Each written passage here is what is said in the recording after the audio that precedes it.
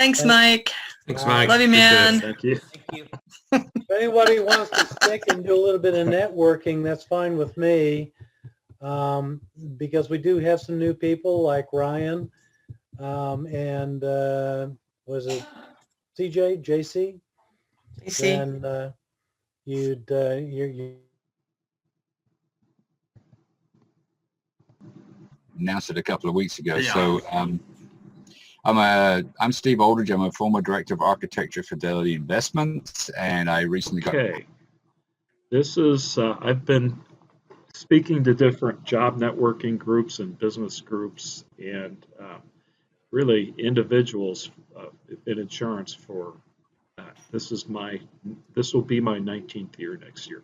And I got to tell you, this is probably the craziest year any of us could recall, right? So I'm going to put this on. I call this the what's next. What could possibly come next, right? Who would have thought in February of this year we would have killer hurricanes like every time you blinked in the southeast, murder hornets, a recession after having a booming economy, especially in Texas, air that you can't breathe in Colorado or California. And at the other half of the world, in Africa, some of the worst locust plagues in history. And then there's this thing called Zoom that's kind of transformed everything. And as a result, it's changed healthcare. It has changed. Think of what it's doing for travel, business and business travel, and then just in terms of presentation. It's been a crazy year. Travel is like, there were people. I know people that were planning to take a cruise back in February, and fortunately they didn't. And then, airlines. If anybody's been on an airline over the last 6 months, you're braver than I am. It's a year of the mask, and it's a year of selfish people and hoarding, like you would believe. But that's not what we're here for. But we have to distance ourselves. And that's changed so much of what we do. It's also changing insurance and healthcare. And it's also created a ton of stress, this isolation and this stress, especially in a job search mode. It's tough searching for work and lining up interviews when you can't physically meet. And it's tough just living when you're isolated. Not since 1917 have we faced such a devastating and dangerous health crisis. It's all happened in 6 months. We were on top of the world in February. Now, what will 2021 look like, which is really what this presentation is about? Is it a return to normalcy, or is it the new normal? Or are we going to be social distancing at the end of 2022? Who knows? We should be hopeful, but at this point, we really don't know. And a lot of what I'm going to present may change based on regulatory changes or changes on a temporary or emergency basis with healthcare. So I'm going to give you my perspective, and some of it. Look at this as opinion and fact, but also expert opinion. I'm a subject matter expert, not only in insurance, but health care matters. I represent individual and group health insurance plans and alternative options that are not insurance to businesses, individuals who are 65 and up for Medicare and related senior insurance plans, as well as for individuals under 65, and then all the other stuff that go along with it. And then also all the federal, state, and regulatory stuff that changes, and HR and compliance, it changes constantly. I'm not going to talk about Social Security in this, but I've been doing this for going on 19 years. I'm licensed as a broker to be able to speak to you and appointed with every ACA or Affordable Care Act company in North Texas, and there will be some new ones, as well as most of the Medicare companies in North Texas, or at least those that you want to have covered. And a 5-minute phone call is all it takes. Sending me an email is not the way to start. What I need to do is ask you some questions, get some information, then follow up with proposals to you, and then have a discussion. And it doesn't cost you a thing. Some people do charge for this.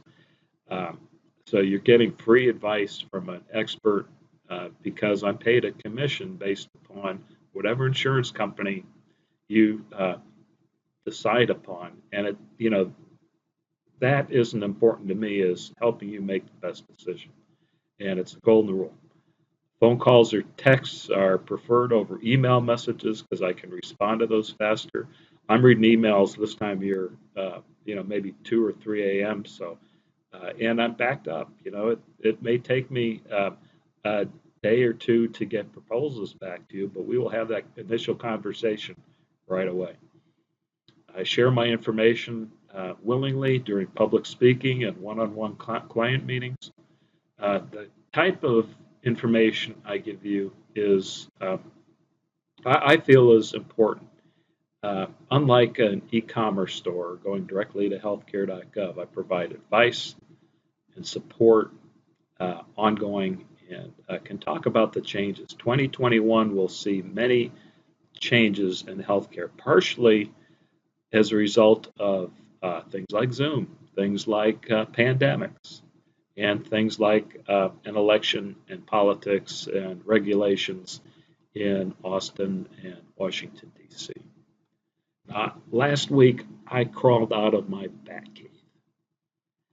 Every year, I invest over 500 hours between October and August to recertify and to understand and to represent all the insurance companies in North Texas, plus 500 hours a year of non-insurance healthcare and benefits research. So I'm ready, and I know what's happening in insurance and regulations, and I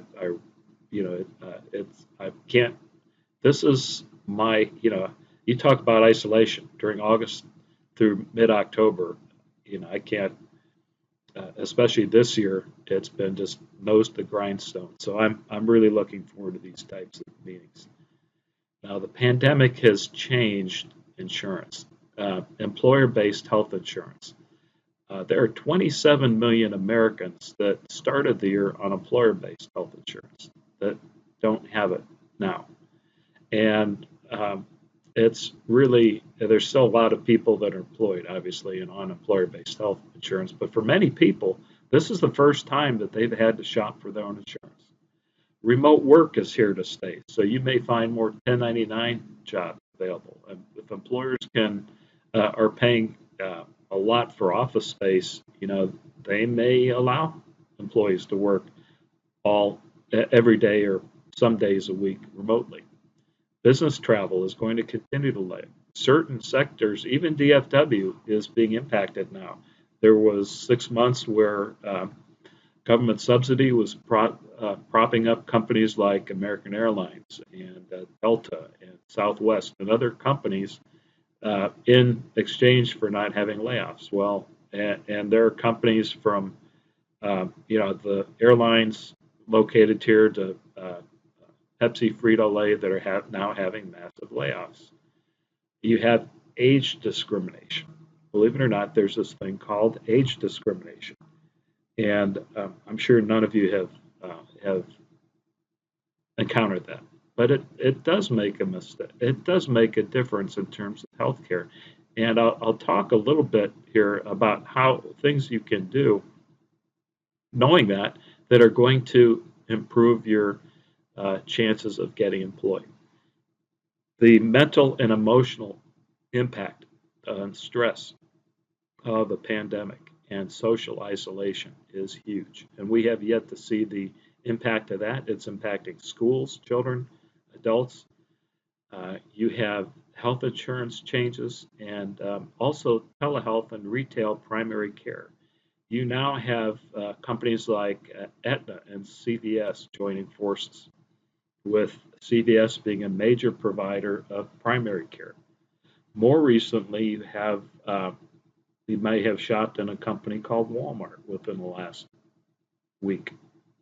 Most Americans shop twice a week at a Walmart. Well, they have not only entered the health insurance business by starting their own 50-state insurance brokerage, but they are also slowly analyzing how to get into the under 65 and 65 market.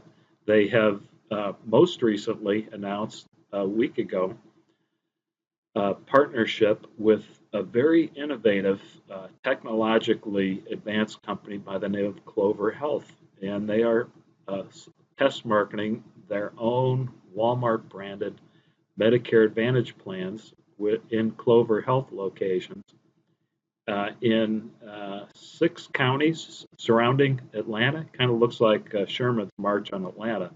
But what they're doing is they're looking at highly ethnic, they're looking at low income, high income, all the different markets under a Walmart brand Medicare Advantage plan. And it's only a few years before they will roll that out once they get smarter on how to do it. Why is that a good thing? The good thing is that healthcare is expensive. And regulation isn't going to change that. All regulation, from my opinion, does is shift the burden as to who pays. We need some disruption in the healthcare industry, and that will impact health insurance. And disruptors like Amazon and Apple and Walmart will get us to the point where we will have healthcare that is affordable and better and more customer friendly and less regulated eventually than what we have today. Okay, let's see. Oh, hold on a second. We're living in interesting times. You've probably seen this. It's a Chinese curse. May you live in interesting times. Well, that's certainly now. For employers versus individual coverage, for many of you, this may be the first time you've purchased your own insurance. So I'm going to go through some basic concepts that you need to understand to help you with this. First of all, insurance is not healthcare. Insurance is a mechanism for spreading and sharing risk of medical expenses. Okay, it's just no different than property and casualty insurance, car insurance, homeowners insurance. It's all about managing risk. Now, let's look at types of insurance. The largest insurer in the country is by far the federal government, Uncle Sam, and then state governments. You have TRICARE for military. You have federal employee health benefits for federal government. You have Medicare. You have state at the state level. You have state employee retirement programs for teachers and for non-teachers. You have Medicaid. The number 2 largest insurer is employer-based insurance, right? And that's probably what most of you have had in the past is insurance through an employer, either as an employee or then afterwards as a COBRA, which has its own set of arcane rules. And then you have individual insurance, which is further segregated by under age 65 for people that are not age 65, and then 65 plus, which is Medicare rules. And I tell you, this is all tremendously regulated. There's different rules. But as you go from number 1 to number 3, there's more risk. There's more belly buttons in a state federal government insurance program than employer-based insurance. Fewer belly buttons with an individual insurance.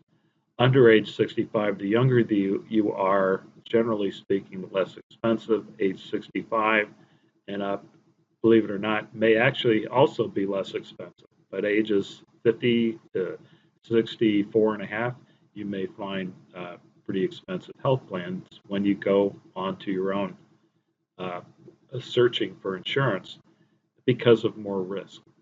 Now, I want to go off the slides for a second here. And this is from a job seeker's perspective. Okay. Even though you may have your own insurance, whether it's Medicare or plan through the Affordable Care Act or other types of coverage, you could go onto an employer's health plan when you when it's open enrollment, right? So that just the fact that you are a full-time eligible employee, W-2 employee, you raise the risk for the employer. That is not necessarily the only type of age discrimination a job seeker seeks, but it is definitely an important one.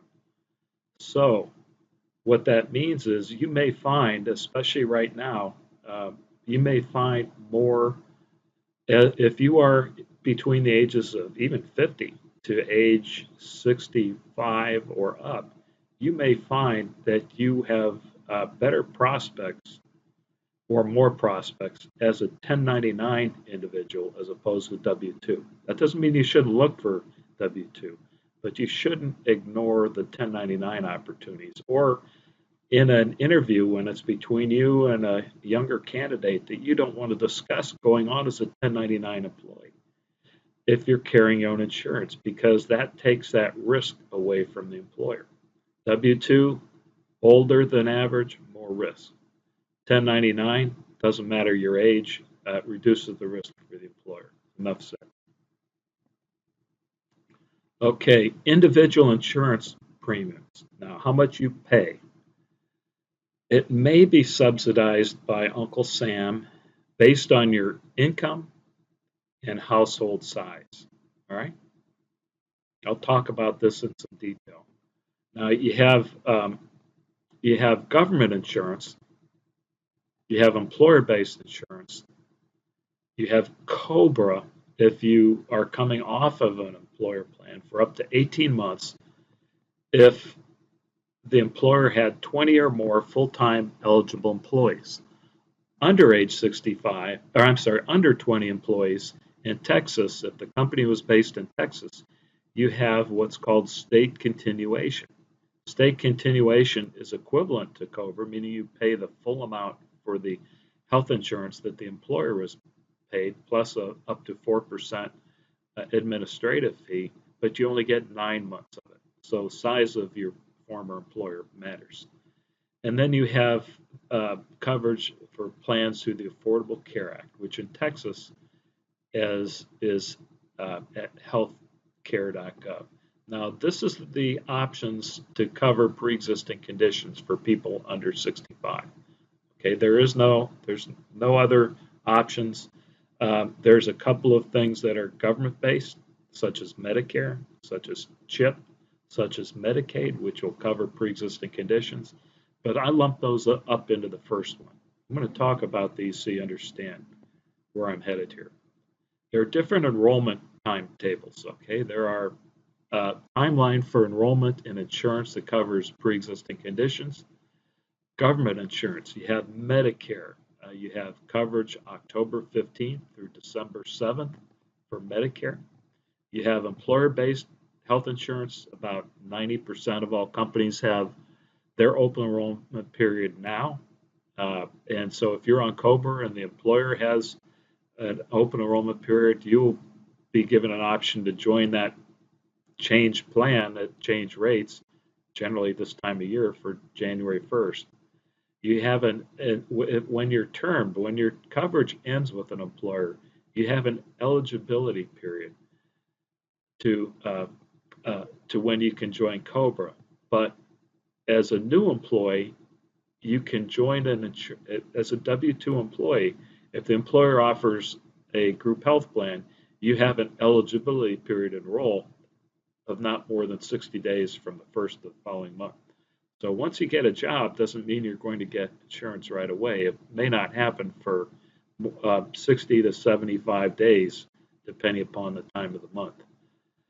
COBRA, this is a special enrollment period where you can sign up for COBRA within 60 days of loss of coverage. And then you have plans in Texas. As a Texas resident, you have plans through the Affordable Care Act, which will cover pre-existing conditions. And in Texas, this is through healthcare.gov. The open enrollment period begins November 1st through December 15th, open enrollment. Everything else requires a special enrollment period, a qualifying event outside of these open enrollment periods. And that is everything from death, divorce, marriage, remarriage, birth of a child, moving from out of state, special situations where you're eligible for coverage. The most important one is loss of coverage, either yours or your spouse, triggers a special enrollment period. Generally, plans that do not cover pre-existing conditions, you can enroll in 24/7, 365.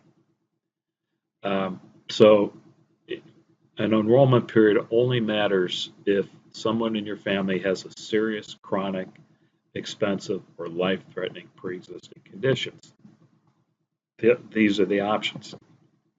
I'm going to talk about pre-existing conditions, and let's talk about serious conditions first of all. Let's say let's say me. I have a serious, life-threatening, potentially expensive pre-existing condition. And my daughter here has a condition that's not so expensive. You know, it's on a medication that's a generic and it's not that expensive.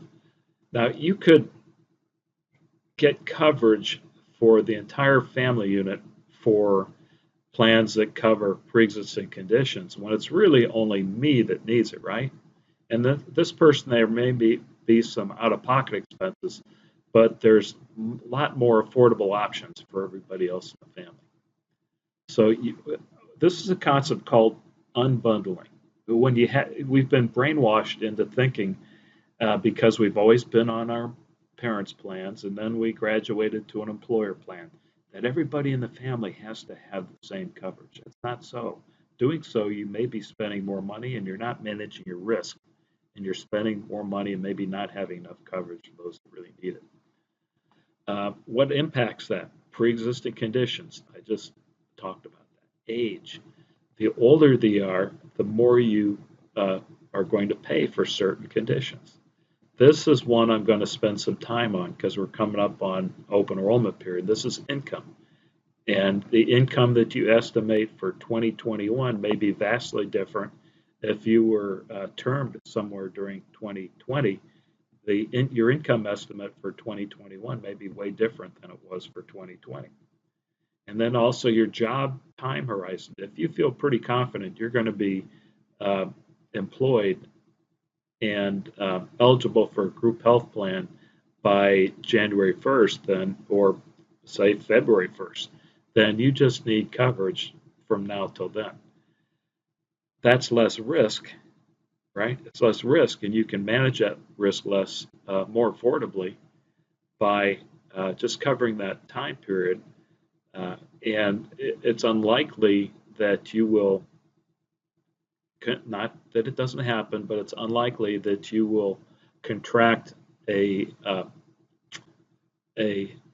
serious illness during that period of time. The longer the time horizon, the longer you need coverage, the more risk there is, the more you may pay. And then I mentioned W-2 or 1099 in your future. Right now, don't overlook these, especially if you're in the looking old age, or if you're in the 50 plus phase of your career.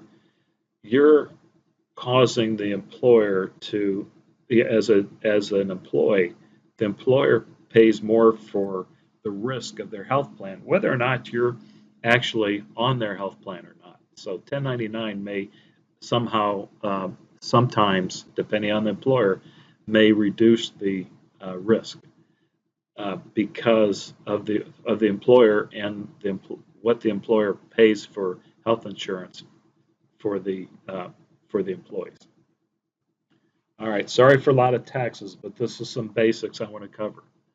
How much you pay for plans through the Affordable Care Act at healthcare.gov is based on your household size, your age, and your income, but not just any income. There's a CPA's nightmare term called MAGI, Modified Adjusted Gross Income. And it is used to establish if you're eligible for premium tax credit and also this thing called cost sharing. You can deduct your traditional IRA contributions if you or your spouse have one. But believe it or not, if you have a child at school, in college that is working part-time, you have a child working at McDonald's, all that income counts towards your household income, not only you or you and your spouse. Another really important chart, I'm going to spend a minute on this because it impacts how much you pay for insurance. You see this chart, this, and again, 2020 Federal Poverty Guidelines chart is so important. The 2021 chart would normally be out by now, especially with open enrollment less than 2 weeks away, but that's being held up in Congress. When that impasse will happen, I can't tell you. But you can use this as a guide to see what your income, based on your household size and your income, how much of a premium tax credit you may receive. If you're, for the sake of, you know what your household size is, okay? Any child under age 26 can be on your plan if you want. But for the purposes of this presentation, let's just use one. If your income it's 2020, you may have made more money in 2020. I'm sorry, it's sorry, I'm going to misstate this. We're looking at 2021 now. Okay, if your income for 2021 you estimate to be below $12,760, then you're below 100% of the premium of the federal poverty guidelines, and as a result, you are not eligible for premium tax credit or cost sharing. So in Texas, we did not expand Medicaid. So normally you would be eligible for Medicaid, but that doesn't exist for adults except in certain situations, which I'll talk about. So you want to make sure that you do what you can for 2021, that your income is between 100% and 400% is where you get a quote unquote subsidy based on your 2021 modified adjusted gross income estimates. Now, there's also this level here, 150% to 100%, you're eligible for what's called cost sharing. And I'll go into detail there, but what cost sharing means that you are not only getting a pretty large subsidy, you'll see in a second, for coverage for what you pay for insurance, but you also have your out-of-pocket expenses, your co-pays, your co-insurance, your out-of-pocket maximums brought down. In fact, between this level, 100% and 138%, you'll have really low costs for insurance and have very low out-of-pocket expenses.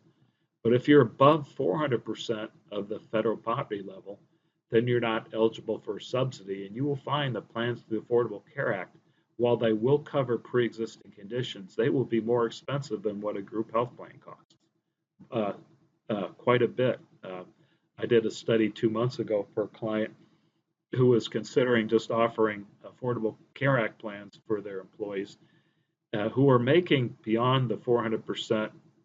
They were all making, like $60,000, $70,000, $80,000.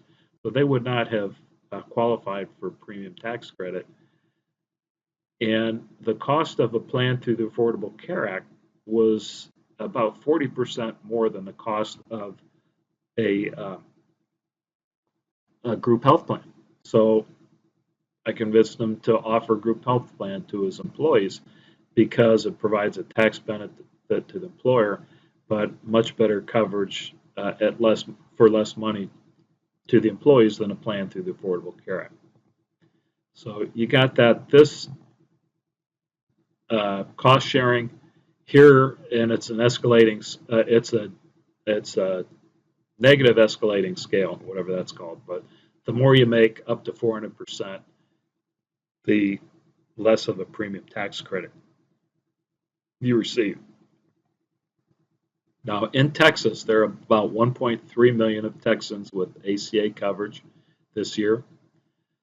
2/3 of them receive a tax credit.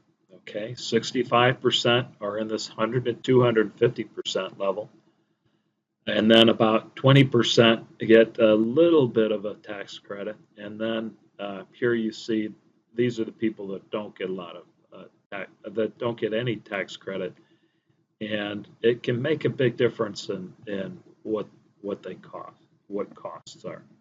So this is a key strategy. Now you want to unbundle your health insurance. So again, going back to my example, if you have this is regardless of the cost of the coverage, if this person is the one who has expensive, potentially life-threatening, or chronic conditions that could become life-threatening, this is the only person that should be on a plan, really should be on a plan through the Affordable Care Act, no matter the cost. This person, let's see, where's my cursor? This person who has some pre-existing conditions and the rest of the family, there may be more affordable options than plans through the Affordable Care Act, depending upon your household income. Now, that household income that I keep referring to, it's modified adjusted gross income. It includes all of these things, W-2 and 1099 incomes, 2021. What you make in 2020 doesn't matter when you're applying for coverage beginning in 2021. It's what you estimate for 2021. Also rental income, dividends, short-term gains, sale of real estate if it's short-term gain, it counts. Social Security income but not disability income. Unemployment income, the temporary $600 employment benefits, if any. We don't really know about the PPP loans. Those are forgiven, whether that will count. But any new stimulus funds will all be considered income and will impact your modified adjusted gross income. And remember, you're going to get a recording, a link to a recording, and a copy of this slide deck. And you can go back through this and call me, and I can help you through your options. Now, who's ineligible for premium tax credit? First of all, if either spouse has access to a group health plan, there's no tax credit. You pay full boat. And then if tax credits were not resolved from the previous year, or you haven't filed income taxes for the year, then and are not paid, then you're not eligible for tax credit. And in Texas, you're not eligible for a tax credit if your household income is less than 100% or more than 400% of coverage. Now, this thing called cost sharing is what reduces your copays, deductibles, and out-of-pocket expenses if you're within that 100% type range of the federal poverty income. Again, these are going to be tweaked a little bit for 2021 once the legislature gets around to stop bickering for a minute to pass things. Now, what's new in Texas with plans through the Affordable Care Act at healthcare.gov? There are more providers in the networks in more counties. There's more competition, which is good. And better is actually the brand name of the largest health insurance company in the country now, named Centene, C-E-N-T-E-N-E, which insures 1 out of 5 Americans. They're here in Dallas County, and they're expanding at Dallas and Collin, and they're expanding into Denton and Tarrant County. They've also increased their network. There's a company out of Colorado called Friday Health Plans in Dallas, Collin, and Tarrant County. They have a very simple, straightforward approach. Their plans are easy to understand. They're the same plans in their group health for their small group health as the benefits are the same in their plans to the Affordable Care Act. There are HSA eligible health plans for the first time in a few years in North Texas. There will be multiple plans there. and largely because of providers, doctors adjusting, and members adjusting to the Zoom world we live in. There's a lot more use of telemedicine and telemental health, and there's more doctor visits with more copays on many plans and carriers.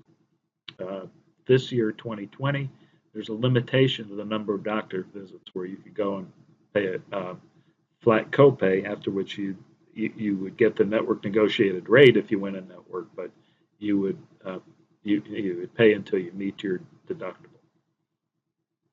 There's also going to be more confusion. Blue Cross Blue Shield is offering, I think, 2 or 3 times the number of plans across 3 different networks now. Know the difference, and boy, if you decide on price alone, you're going to end up with some problems.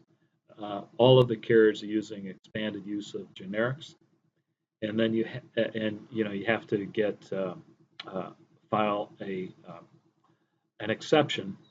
Your doctor has to file an exception if the generic is found not, if the available generics are found not to work. Also, there are no PPO, Preferred Provider Organization plans in Texas. What's a PPO? That means you can go out of network and you pay a higher rate.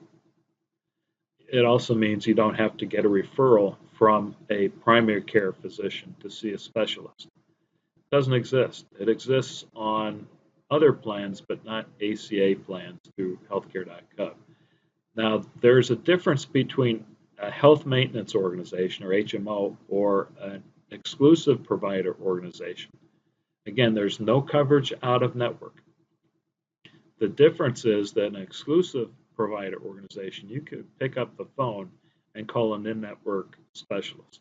With an HMO plan, you have to see your primary care physician, who you're assigned to or you select, who is in network, and then if they can't treat you, then they will refer you to an in-network specialist.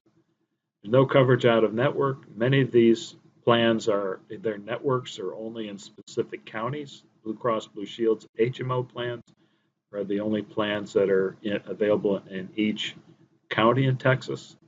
All of the plans that are in at healthcare.gov, they do not extend beyond Texas, and many not beyond a few counties. So if you have children that are in college and you're residing in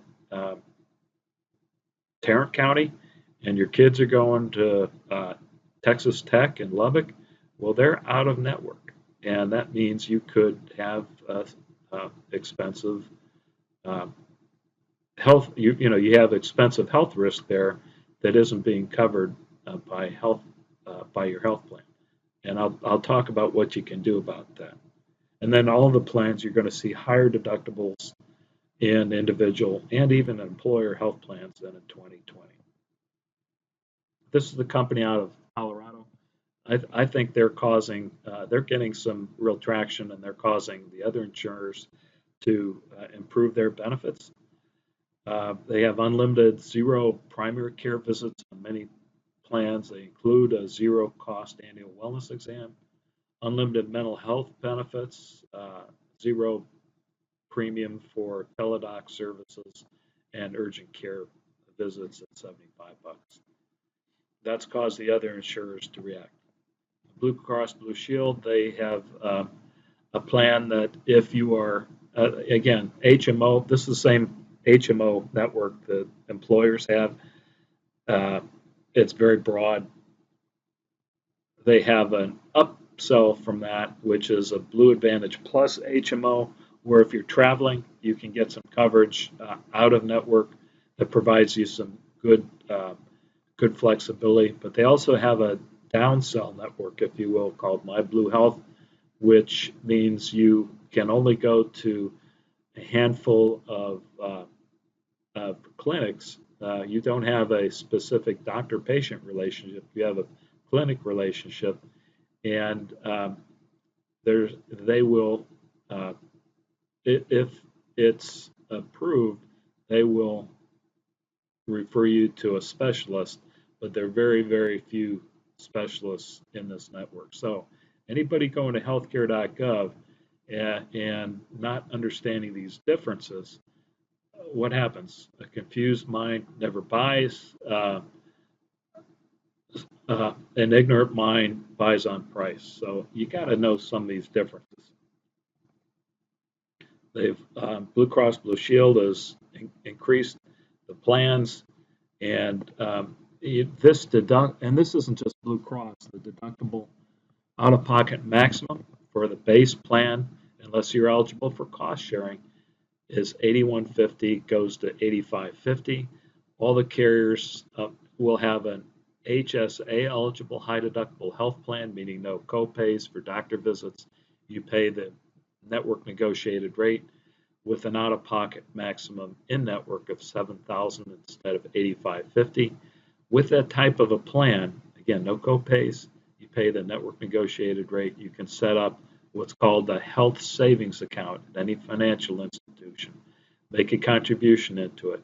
If you don't use the money, you put the money in to pay for your out-of-pocket medical expenses, and you get a tax credit for the amount that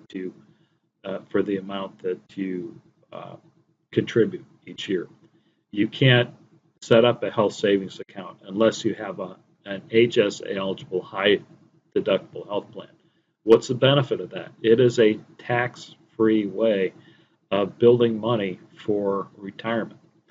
The HSA health savings account funds roll over and continue to grow tax-free until you use them in your future. You can use them in retirement when you're in your 70s or 80s. And that money, as long as you use the money that's in it for medical, dental, or vision expenses, you never pay taxes on that money. It's a great deal. And it's a way of building a retirement fund, if you will, for your healthcare needs. A 401k, eventually you have to start paying taxes because you have required minimum distributions now at age 72 as opposed to age 70 and a half.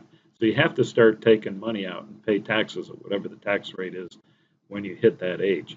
With the health savings account, any money you put in that, as long as you use it for medical, dental, or vision, and you eventually will, out-of-pocket expenses, then you never pay taxes on the money.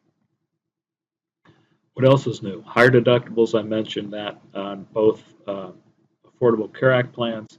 Most Medicare Advantage plans and employers are having to do this. Because of that, this should be $85.50. This means more risk. I tell you what, for most people, having an $85.50, having to pay an $8,550 medical bill, that is a hit. So what do you do to reduce risk? Well, you can insure your insurance, cover part or all of the risk of major out-of-pocket expenses. You can get an accident-only coverage to cover the risk of a major accident. One car accident, you can just look at the carnage on 635 or the tollway or other highways around daily, and you see some pretty horrible accidents. Accident coverage for any, say a single parent, age 60, and a 20-year-old child, it may cost $45. About half of that for just one person. You can also cover and bundle other things like hospital outpatient surgery. The more coverage you get here, the more it costs. But accident-only insurance coupled with a plan through the Affordable Care Act is one way to smartly reduce risk. Now, I mentioned out of county, if your network is in a county, and let's say you have a student, could be a child or a grandchild. Student health plans are usually the best coverage available for out-of-area college students, both from a premium expense standpoint and quality of coverage standpoint. And I'm very familiar with all of those in Texas that are available, as well as those in adjoining states, Oklahoma, Arkansas, etc. So if you have questions about that, let me know. But generally, and I would say almost always, the student health plan is going to be better coverage And unless you're eligible for big premium tax credit, it'll be less expensive. But if you're on a Tarrant County plan and you've got a kid going to Norman or Lubbock and living there, they're not covered. So that's not going to work. So let me know if I can help, or just go to the university website to see what's available. They're usually semester plans, and you have to have coverage for, your student has to be enrolled for 12 hours or more in order to qualify for the coverage. Okay, now this is, now we're going from plans that cover pre-existing conditions, including student health plans. We're going into plans that don't. Okay, and why do you want to look at plans that don't? Well, one of which is timing.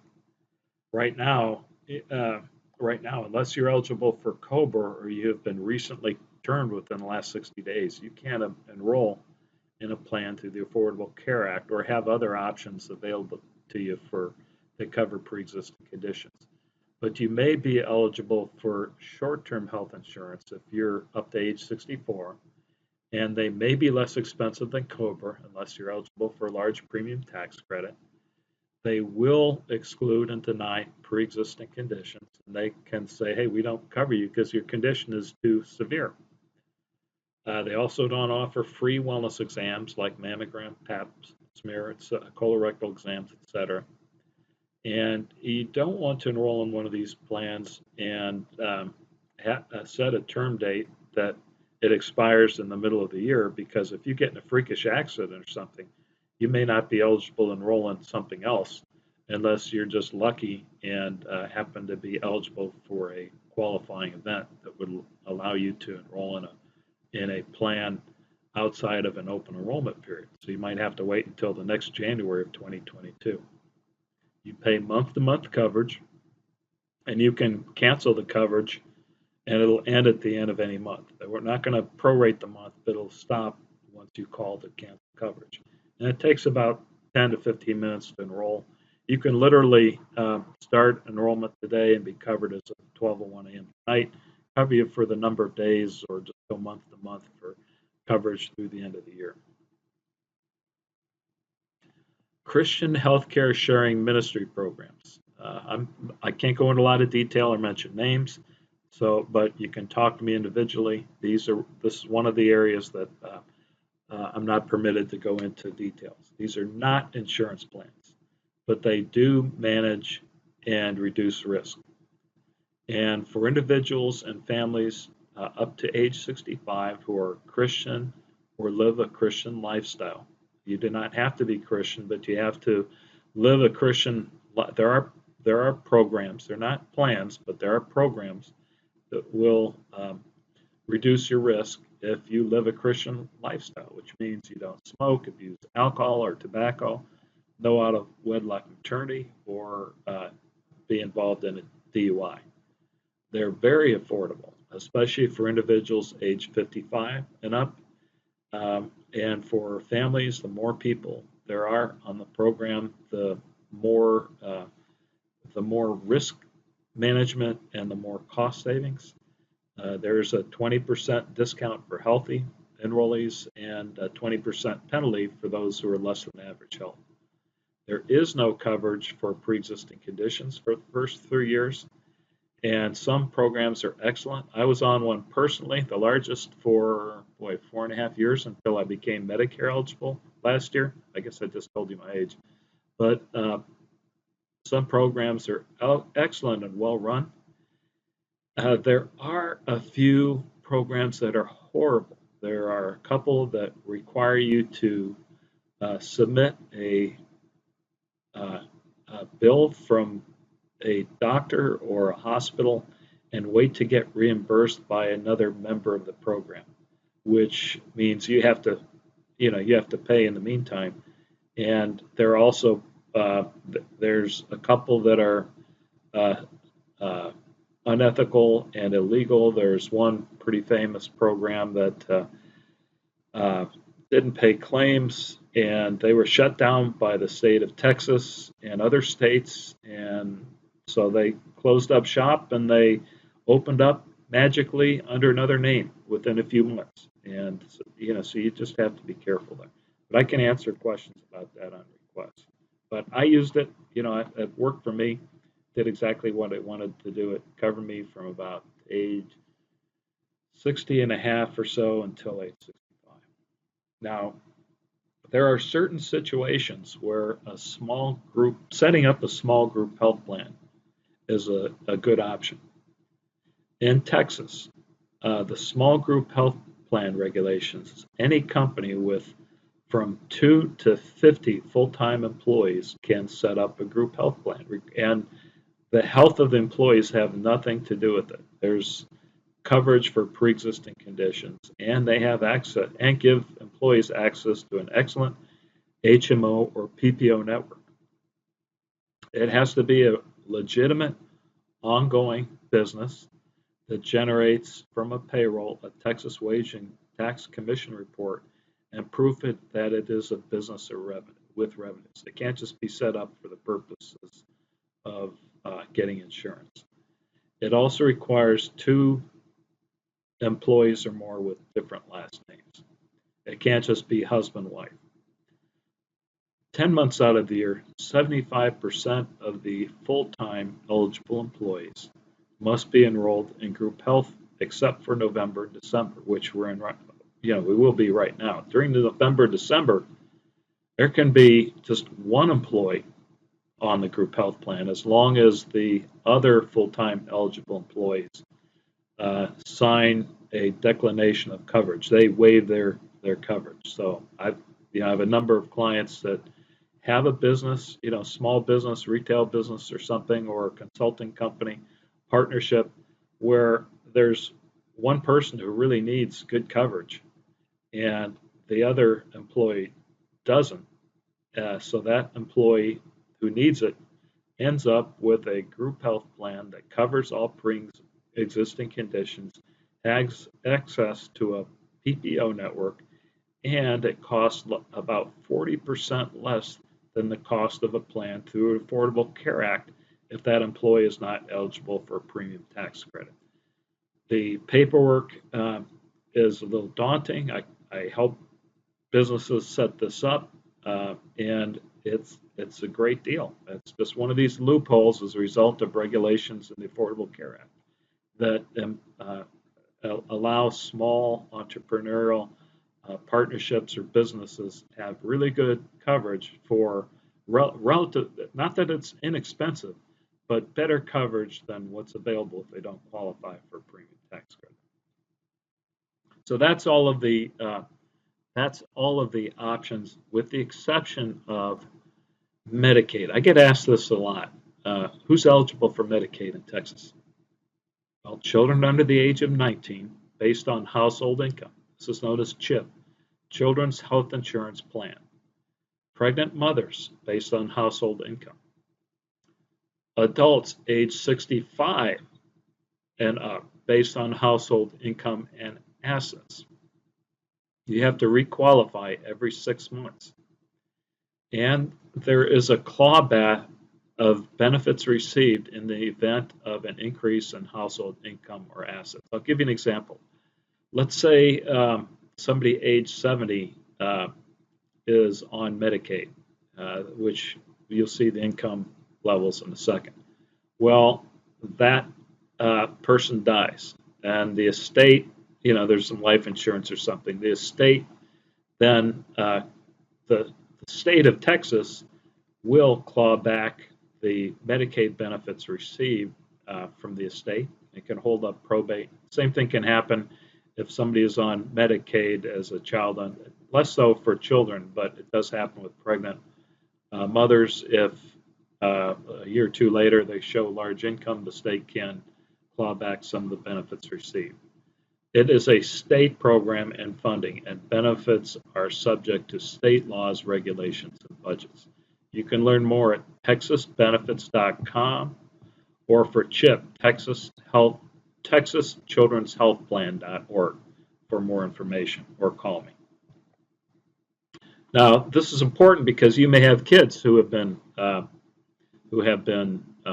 furloughed or termed, or you may be responsible for, you may have custody of a grandchild.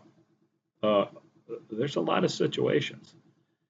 Who's eligible? Let's look at CHIP over here on the right in the blue.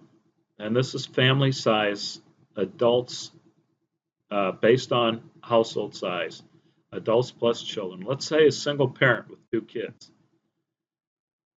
Here's the income limits, okay? Over here for Medicaid for pregnant mothers and adults, here's the income levels for age 65 plus. There's also asset limits. Now, they don't call them premiums, but going back to this chart here, let's look at family size. Okay, let's say it's an adult plus 2 kids, the same example as before. Number 3, and this is CHIP, the Children's Health Insurance Plan. Monthly income of $3,153 or less. The yearly fee, again, this is yearly. What does it cost? There's 0 cost for the children. And that, at $3,199, 2 children, the yearly fee for covering children and CHIPs is $35. $34.51, which is what, about $41,000 per year. The yearly fee is $50 per year for covering children.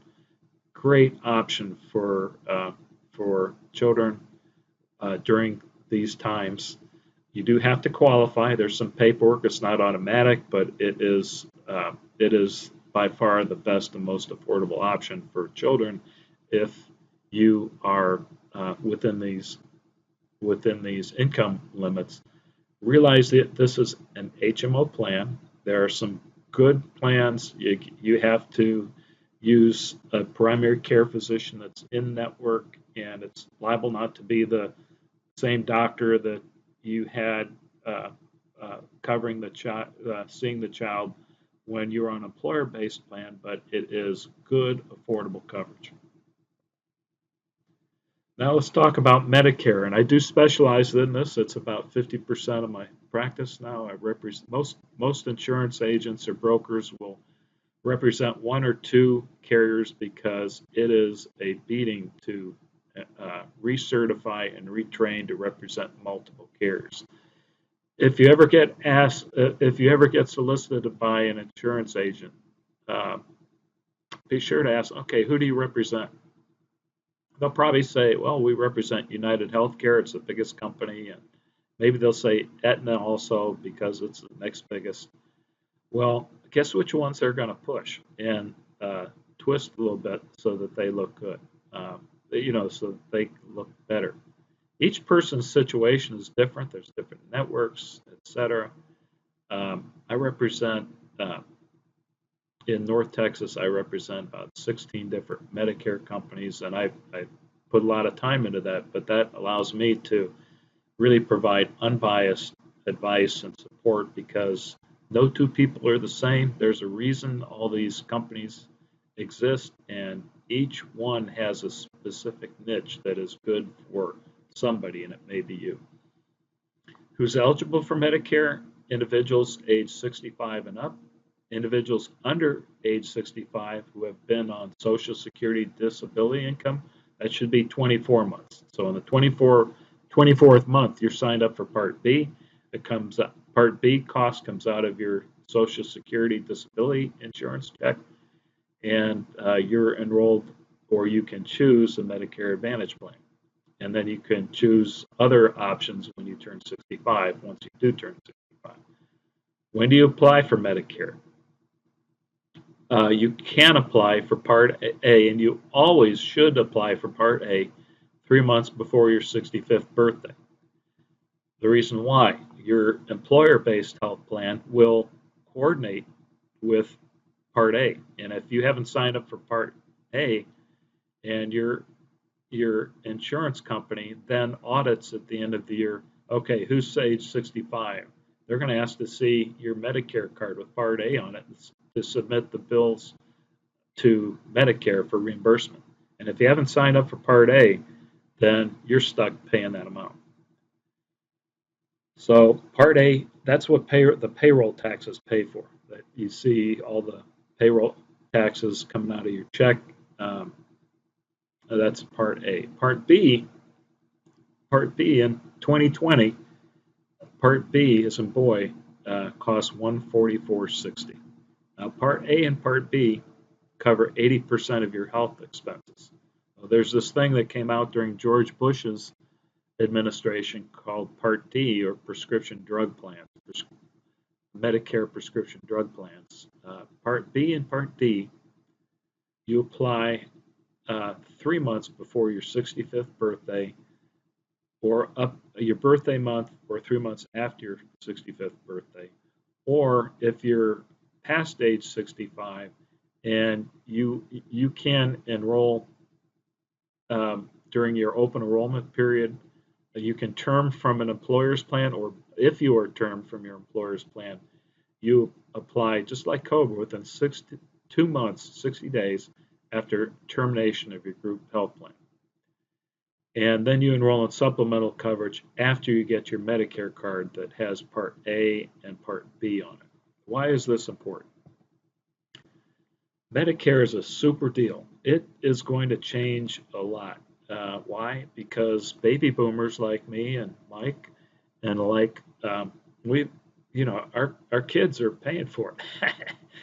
After all, we covered them for a lot of years. But as we become less of a voting factor, as our kids get sick and tired of paying for us, Medicare is going to change. There's already a lot of rumblings you probably have heard on in the media as to what options there are, and I don't want to get into things like Medicare for all and that kind of thing, but Medicare will change, but now it's a super deal. In total, between B as in boy, a Medicare supplement, and a Part D plan, for under $300 a month at age 65, you can have unlimited access to any doctor, any hospital, anywhere in the country in the U.S. that accepts original Medicare, and your only calendar year out-of-pocket expense will be under $200. And it'll change a little bit for next year, but they haven't been announced yet. The $198.60 or the cost for Part B haven't been announced. You also pay co-pays for out-of-pocket expenses. So $300, all you can eat, second, third opinions, any doctor anywhere in the country or hospital except original Medicare. Or for $144.60, which is the current cost in 2020 for Part B, you can get a zero premium Medicare Advantage plan that you can see doctors and hospitals within an insurance network, and you will have calendar year out-of-pocket medical expense risk of anywhere from $3,400 to $12,000 plus your prescription co-pays and out-of-pocket expenses. So why is this important? You may be perfectly healthy now, but when you first enroll in Part B, you have an initial enrollment opportunity to enroll in the top option, out without having to answer health questions. After this period, if you go the other route, and this is Medicare Advantage plans, nothing wrong with that, but you'll have more out-of-pocket medical expenses.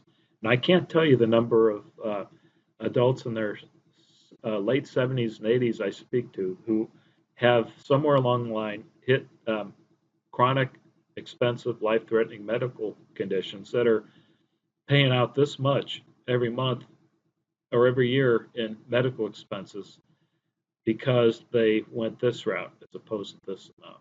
This is a known amount that you can budget for in the future and set up your retirement programs to be able to cover this. You're taking more risk. The more risk you take, the more you spend. Also, the more risk you take is not only the cost, but also access to the doctors and hospitals that can take care of you. Now, does your head hurt yet? All this? Medicare Part B and also Part D. To juggle the books for approval of the Affordable Care Act in 2020, $600 billion was rated from the Medicare Trust Fund to show the OMB, Office of Management and Budgets for Congress, that the Affordable Care Act would be tax neutral. So as a result of that, about 2 or 3 months after the passage of the Affordable Care Act, Congress came to agreement because Medicare would have been bankrupted within a year. IRMA is a result of that, and it is a wealth tax that impacts individuals making over $85,000 an individual or couples over $170,000. And it's a 2-year rolling average, and it can double or triple your Medicare Part B costs. Withdrawals from retirement funds, short-term real estate sales, bonuses,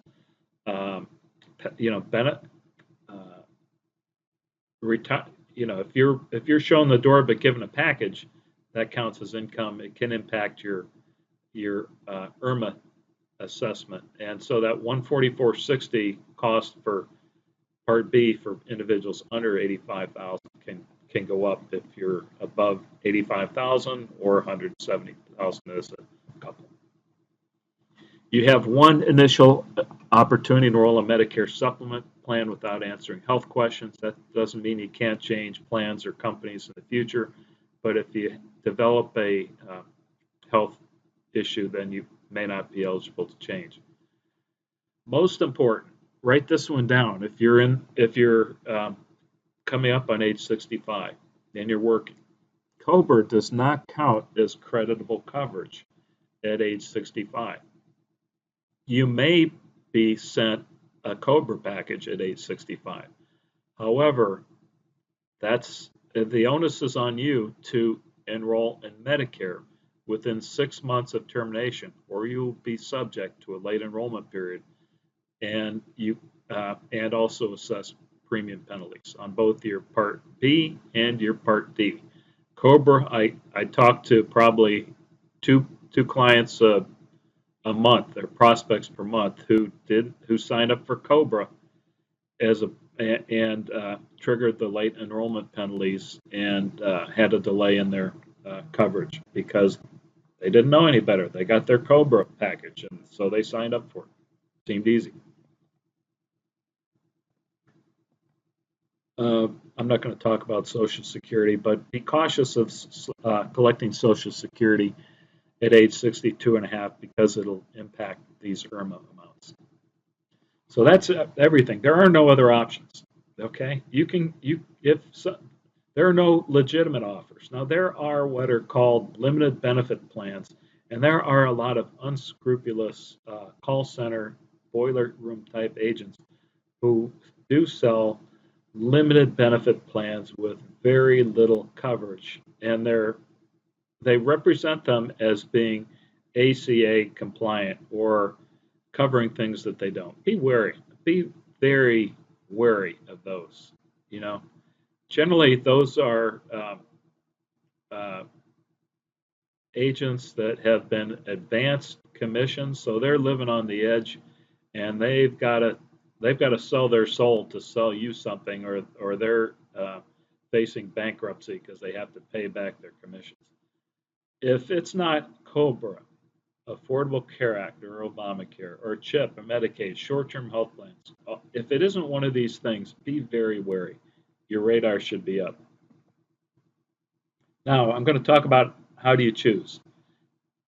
You probably have a headache right now. I bet at least half of you have gone for Goodies powder or a couple of acetaminophen, but you can do this yourself. You can go online for quotes. I think there's something like, if you were to Google cheap health insurance quotes, you will find there are 643 billion listings in Google because so many people shop for this online, and then they end up, what's the saying? The confused mind never buys. The ignorant mind buys on price. You got to be very careful. You can sign everybody up for COBRA election, but then you're writing a big check, not for the time being, but from when your coverage ended, which might have been 2 months later plus a month forward. It's a hard check to write. You could sign everybody up for Cobra and end up with too much coverage for some people and not enough for other, and not manage the risk and the cost. And you try to do this yourself, you get bored or distracted, analyzing and missing deadlines, or worse, you miss the open enrollment period. So, just to recap things, considerations, and things to pencil in. Who's healthy in your family, household unit, and who isn't? Household income for 2021, not 2020. Your age. What's your likely job search like? What's the likelihood of a W-2 job with company benefits? And do some soul searching on this versus 1099 gig work. You know, you may need income, but there's lots of ways of getting income. W-2 may be the hardest if you're in your 60s. And then what's your budget? What's your liquidity? Another typo, I see. And then how much have you saved for retirement? Okay, and do you want to dip into retirement in order to cover your family, or to qualify if you're not meeting the 100% of federal poverty limit guideline for a premium tax credit, pull enough out of retirement plan, 401k plan, so that you're eligible for a premium tax credit. And then know your implementation dates, the open enrollment deadlines. But you can decide now, even though open enrollment isn't for a few more weeks, or there's a deadline, in December.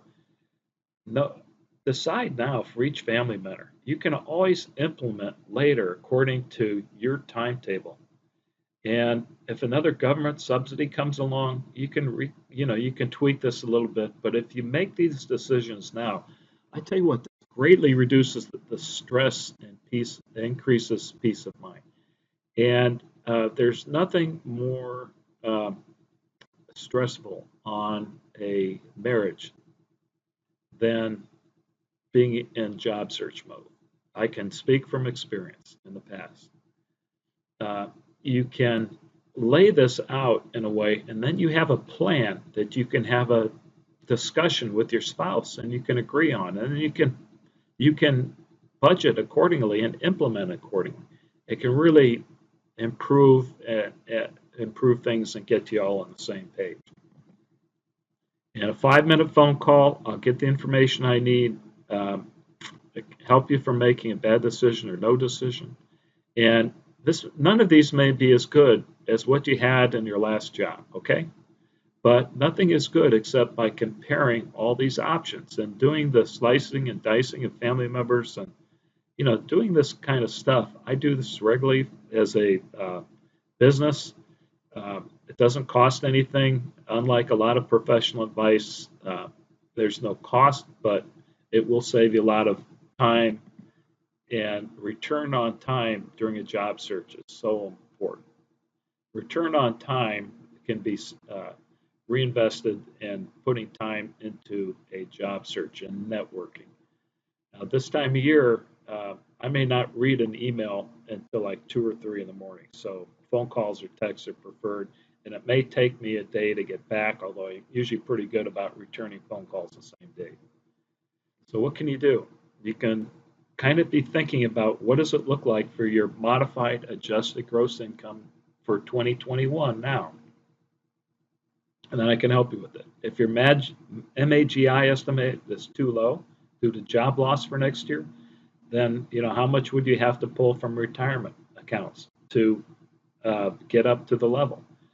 You may be in a really low tax bracket next year as opposed to 2020. So if you're taxed at 10% on withdrawals from penalty if you're under 62 and a half, or no penalty if you're over 62 and a half, and a 10% penalty for withdrawals, or I'm sorry, 10% tax on withdrawals. If you have to spend $3,000 or $4,000 withdrawing from a retirement account, that could save you 2 or 3 times that in terms of subsidies and cost sharing for a plan through the Affordable Care Act. The medicalinsurancexchange.com is being held ransom right now by the compliance police, by the insurance companies I represent. I have to get their approval to open it, hopefully to open it. I've got it under review now. The Affordable Care Act plans have a shotgun start, so the actual rates and plan designs won't be available till November 1st. I usually have to take a couple of days to study them once they are available so I can make recommendations. I can send you proposals based on 2020 plans, knowing that you'll have more options and the rates will be a little bit different, but at least get you familiar with them, what's available now, but really you have to wait until November for that. You can be thinking about unbundling, and if you need coverage now, there's short-term coverage you can get in place now, or Christian healthcare sharing ministry programs. Anybody with serious life-threatening, potentially expensive pre-existing conditions you should wait until coverage through the Affordable Care Act. If they're not eligible for COBRA, if everybody's on COBRA, you can also disenroll everybody who does not have serious life-threatening or expensive conditions beginning November 1st, and enroll in some of these other options, and probably save $400 to $600 depending on your family size. And I'll send you information on the other options. And I don't spam. Phone calls and texts are preferred. I don't. If you do go online to most online websites, they will sell and resell your information. Hundreds of agents. It's a lead that they can get $50 for or more. And what the new site is designed is to give you the tools that you can do some poking around on your own, so that you have a better understanding of what some of these options are for one person or another, and then be able to support you and give you advice once you've gone through that step. Again, I'm waiting approval. It'll be a safe place to do research and then enroll when you're ready. And there'll be more information, but more detail. I'm also doing live stream Mondays with Mike, beginning from 5 to 6 p.m. through December 15th. And it'll be Ask Me Anything sessions. Probably don't want to share protective health information, but I can go through basics like examples. You don't want to talk about your husband Tom, who has a serious you don't want to do anything like that on live stream. I can go through the basics and then follow up with you afterwards. Explain the live stream you're doing. I'm not sure everybody knows yeah, this about is on Facebook Live and LinkedIn Live and YouTube. So connect with me on LinkedIn. I'll put my contact info up there. Or send me a Facebook request, or YouTube. Look for Michael Chapman, and this recording will be on. I'll send you the YouTube recording of this link to Mike, who can push it out along with a copy of the slide deck. It's all designed to give you the information you need to make better knowing decisions, to manage risk, and to save money. It's it's not all about prices, and this is stuff that it's taken me 19 years to kind of get a handle on. Don't try it. It's like, don't do this at home. So live stream will just give you more access. Mike, there's a couple of questions there in chat. Can you see those? I cannot. I'm on full stream, but I'm almost through. Let me get to a couple more slides. Okay. One more thing, a sobering thought, and this is Fidelity came out with this in August. The average couple needs $295,000 in savings after tax to pay for healthcare. So, it's like you want to keep this in mind and adjust your cost of living, and do what you can to be able to save for healthcare in your future, at least that amount. I think this amount is probably underestimated myself. But the other thing is small changes in your health, like dropping 10 pounds or walking or light exercise can make huge change in your quality of life 10, 20, or 30 years down the road. And I see a lot of people that haven't done that, and their life is. I also see a lot of people that are in their 90s that have, and it makes a big difference. One last thing, and then I'll answer questions. Don't underestimate the length of your job search and age discrimination's impact in your job search, and consider now developing 1099 streams of income in addition to or in place of a corporate job, not only before age 65 but into retirement. And then consider where you're going to have your best return on time invested.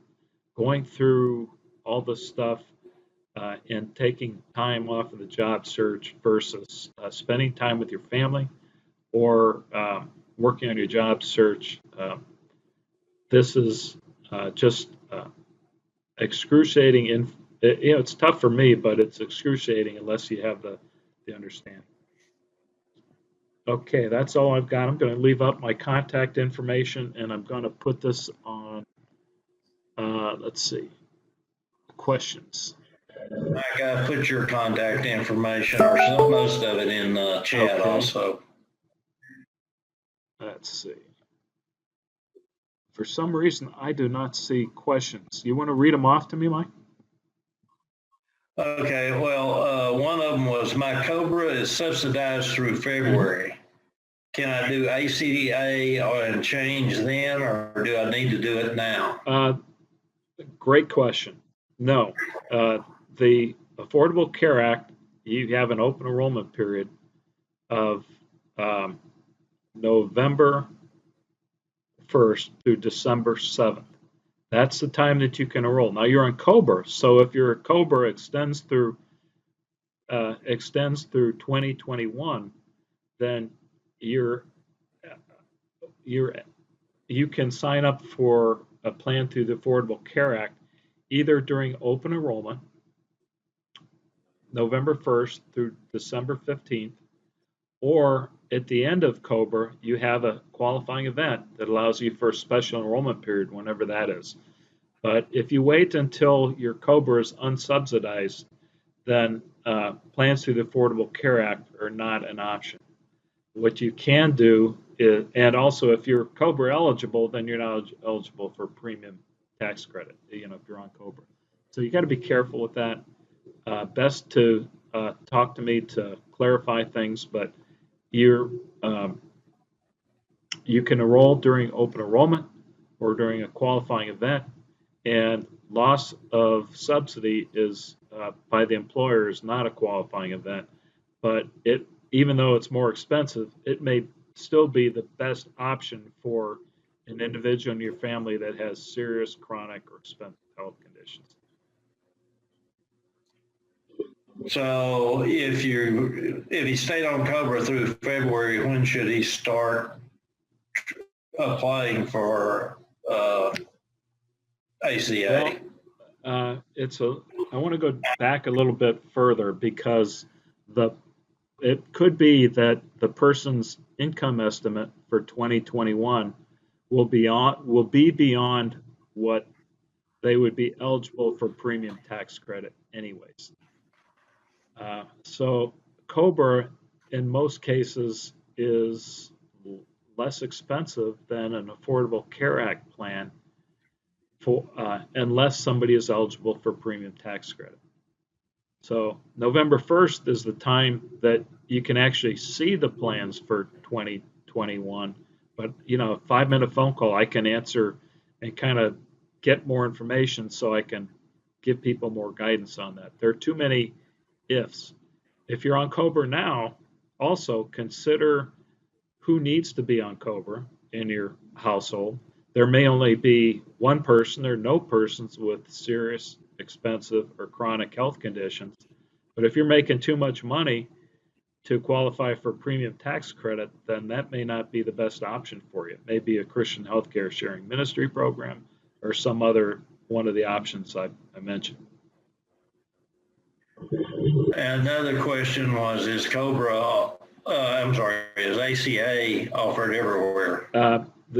Every state has plans through the Affordable Care Act. 24 states, I believe, have plans through the Affordable Care Act through healthcare.gov.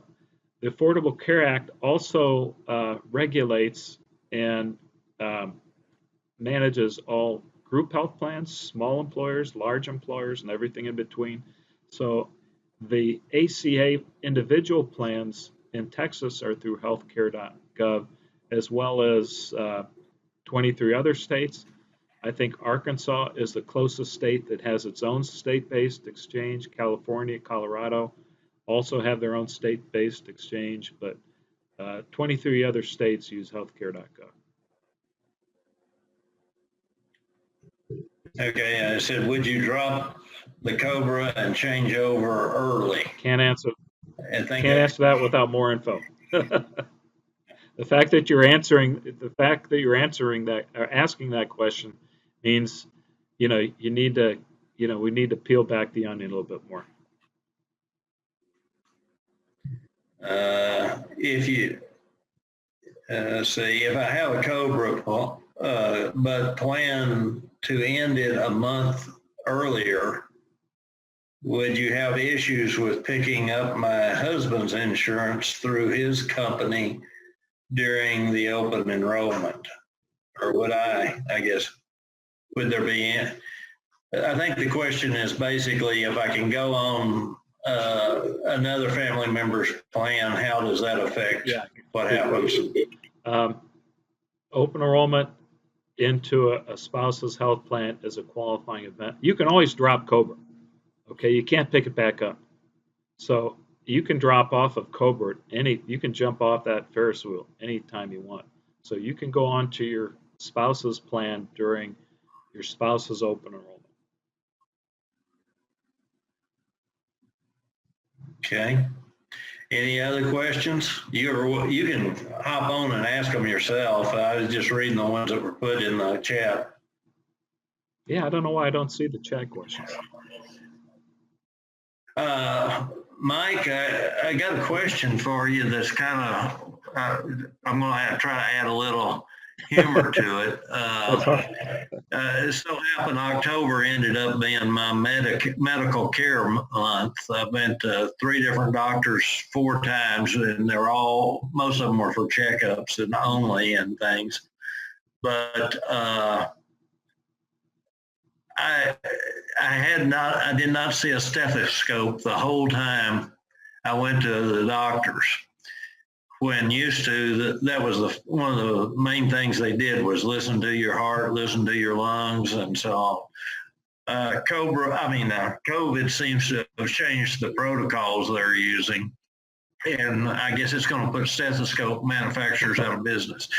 Yeah, good point. That and the Apple Watch, that iWatch 6 and 5. Well, it kind of disturbed me because, they can get my pulse rate without the stethoscope. They can take your blood pressure without the stethoscope these days. But listening to the lungs was one thing I always thought was pretty important. I don't know of anything that's replacing that. Yeah, good point. Telemedicine is being, a lot of doctors, especially primary care, but even specialty care, chiropractic, it's being done by telemedicine. And, it's just different. Doctors are trying to protect themselves and protect their patients, but, this Zoom world we're living in is really changing it fast, 6 months. Okay, anybody else have a question?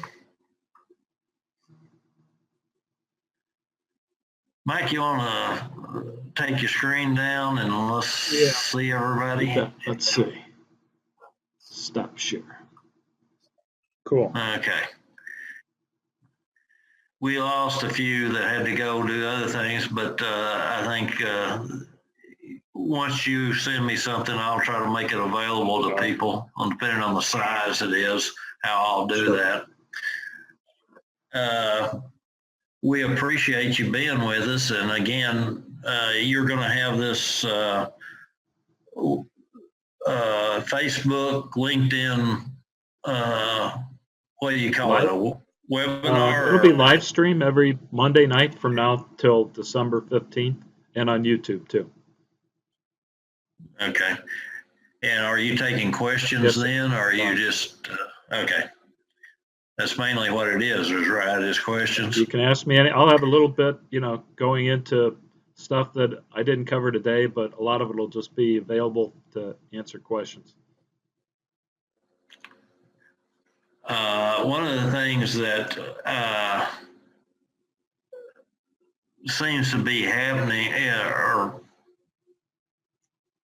that's made the news lately, is some of this COVID testing where they go into like a doc in the box and they get, the insurance company gets charged this huge amount. Is that just driving up what premiums are going to be on this? Well, the premiums were set really almost before COVID occurred. You could argue that there are so fewer major surgeries that have been postponed, and in-person doctor visits have been postponed, that medical expenses for the year medical claims have actually been down. Now, the whole COVID, who pays for COVID, as a result of those huge, if insurance companies have surpluses too big, they have to pay it back in the way of rebates. So to their members. So what they've done is use that money to pay for more doctor visits, co-pays, or expanded telehealth or marketing. So they have less of a surplus they have to give back to keep the premiums propped up. The whole COVID thing,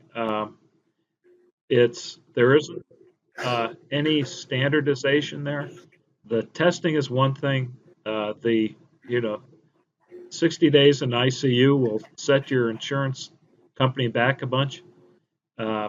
Yesterday I just read that two things, that both CVS and Walgreens have signed up, volunteered to have COVID testing in all their retail locations, or most retail locations, whenever the vaccine is ready next year, and that they're pushing regulation. They're pushing the powers that be to allow pharmacy techs as opposed to pharmacists to administer the shots, which isn't the law now.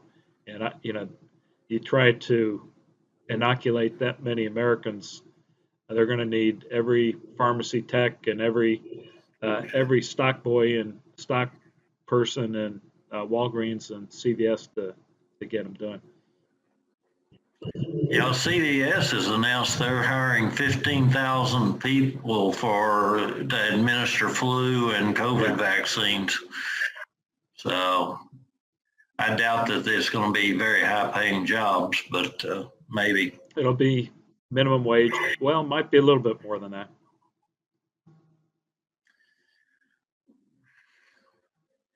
Okay, anybody else have questions? I'm sorry, Peter, what? Saying that's almost scary. Minimum wage going in to give you flu shots or vaccines. Well, that might be a good job if your former boss came in.